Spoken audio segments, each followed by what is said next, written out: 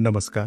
Maharashtra police दलाचे मुखपत्र असलेल्या दक्षता मासिक अंकच्या संपूर्ण टीमकडून आपल्या सर्वांचे मनपूर्वक स्वागत. आज आपण पाहणार आहोत दक्षता मासिक अंक मार्च 2026 मधील तपास कथा रॉंग नंबर.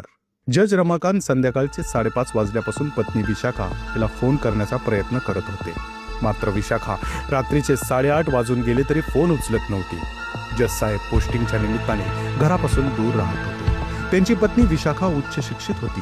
दोन्ही मुले वैद्यकीय शिक्षण घेत होते. त्यांच्या मनातली अस्वस्थता वाढत चालली होती. शेवटी न राहून त्यांनी आपला मित्र आणि फॅमिली डॉक्टर धनंजय याला फोन केला आणि विशाखा फोन उचलत नसल्याने त्यांना काळजी वाटत असल्याचे सांगितले. त्यावेळी धनंजयने स्वतः जाऊन बघून सांगतो असे जज साहेबांना सांगितले. 15 मिनिटांमध्ये तो त्यांचे घर असलेल्या इमारतीपाशी पोहोचला.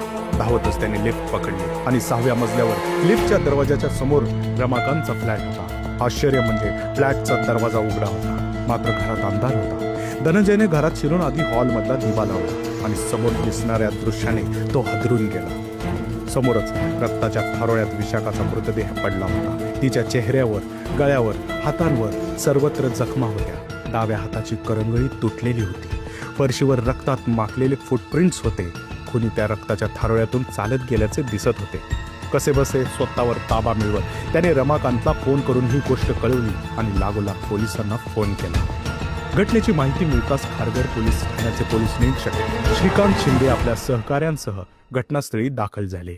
घटनास्थळी पोहोचताच पोलिसांनी घराची तपासणी करायला सुरुवात केली. दोन्ही बेडरूम मधील कपाटे उघडून त्यातील सामान चोरट्यांनी इकडे तिकडे पसरून ठेवले होते. खोलीतल्या फरशीवर, दिवाणावर अनेक वस्तू विखरून पडल्या होत्या. बाथरूममध्ये देखील रक्ताचे डाग आणि रक्ताने माखलेल्या पाऊलखुणा होत्या. सोफा, खिडकीचे काचेचे तावदान या ठिकाणी रक्ताचे डाग दिसत होते. धनंजयने दिलेल्या माहितीच्या आधारे FIR दाखल करण्यात आली. पोलिसांनी घटनास्थळाचा पंचांच्या समक्ष पंचनामा केला. तसेच इम्पेस्ट पंचनामाही करण्यात आला. घटनास्थळाचा नकाशा तयार करण्यात आला. त्याचप्रमाणे घटनास्थळाचे आणि मृतदेहाचे फोटो घेण्यात आले. मृतदेह पोस्टमॉर्टमसाठी पाठवण्यात आला. त्याआधी मृत महिलेचे कपडे ताब्यात घेण्यात आले. फॉरेन्सिक तज्ज्ञांना घटनास्थळी पाचारण करून घटनास्थळी मिळालेले रक्ताचे नमुने, पायांचे ठसे, केस, घरात विखुरलेले काचांचे तुकडे, त्वचेचे नमुने हा सर्व मुद्देमाल तपासणीसाठी संकलित करून प्रादेशिक न्यायसहाय्यक वैज्ञानिक प्रयोगशाळा येथे पाठवण्यात आला. आता पोलिसांसमोर सगळ्यात मोठे आव्हान होते ते म्हणजे गुन्हेगाराला शोधणे आणि तेही शक्य तितक्या लवकर. प्राथमिक चौकशीला सुरुवात झाली. शेजारी, सोसायटीचा वॉचमन यांच्याकडे पोलीस चौकशी करू लागले, पण फार काही हाती लागेल.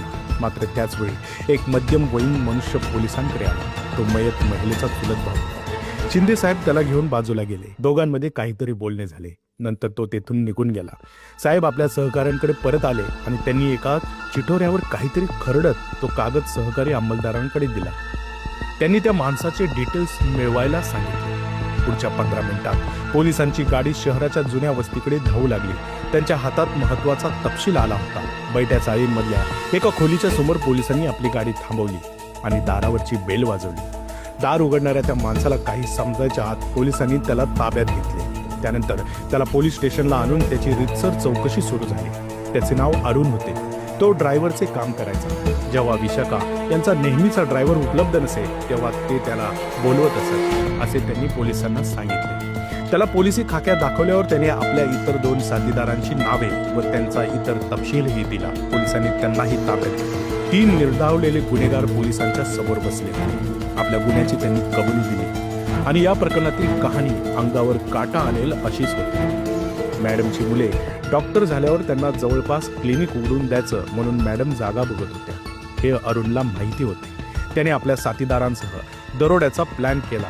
ओळख असल्यामुळे आपल्याला बघून त्या दार उघडणार याची खात्री होती. त्यामुळे दुपारी साथीदारांना घेऊन अरुण त्यांच्याकडे गेला. त्यांनी त्याला पाहून दार उघडले. मग आधी ठरवल्याप्रमाणे अरुणने मागे होत बाकीच्या दोघांना आत जा म्हणून खुणावले आणि स्वतः बाहेर थांबला. इतर दोघांनी आत जाऊन विशाखा यांना चॉपरचा धाक दाखवला आणि पैशांची डिमांड केली, पण त्यांनी विरोध केला. घरात पैसे नाहीत असे सांगितले. त्यांचा विश्वास बसला नाही. रागाच्या भरात सपासप चॉपर चालवला आणि नंतर जेवढा जमेल तेवढा हात मारून ते पसार झाले. चौकशी दरम्यान त्यांनी चोरी केलेला मुद्देमाल आणि मर्डर वेपन यांच्याबद्दलचा आवश्यक तो तपशील दिला. आरोपींकडून मेमोरंडम पंचनामाद्वारे गुन्ह्यात वापरलेले चॉपर, आरोपींचे मोबाईल फोन, 4 घड्याळे, चोरी केलेल्या बांगड्या व अंगठी, एक मंगळसूत्र, एक कोयता, एक मोटारसायकल तसेच गुन्ह्याच्या वेळी त्यांनी घातलेले शरीरावर असणारे रक्ताने माखलेले कपडे जप्त केले. घटनेच्या अनुषंगाने आजूबाजूच्या लोकांचे व साक्षीदारांचे जबाब नोंदवण्यात आले. आरोपींची ओळख परेड घेण्यात आली.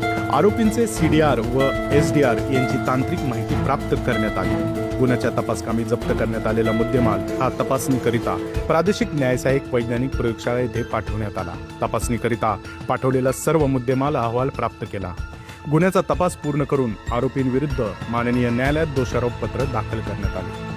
तिन्ही आरोपींना माननीय न्यायालयाने दोषी ठरवले असून त्यात भारतीय दंडविधान कलम 302 34 अन्वये आजन्म सश्रम कारावास व 50,000 रुपये दंड, भारतीय दंडविधान कलम 392 व 34 अन्वये 10 वर्षे सश्रम कारावास व 10,000 रुपये दंड, भारतीय दंडविधान कलम 394 34 अन्वये आजन्म सश्रम कारावास व 10,000 रुपये दंड अशी शिक्षा सुनावण्यात आली आहे.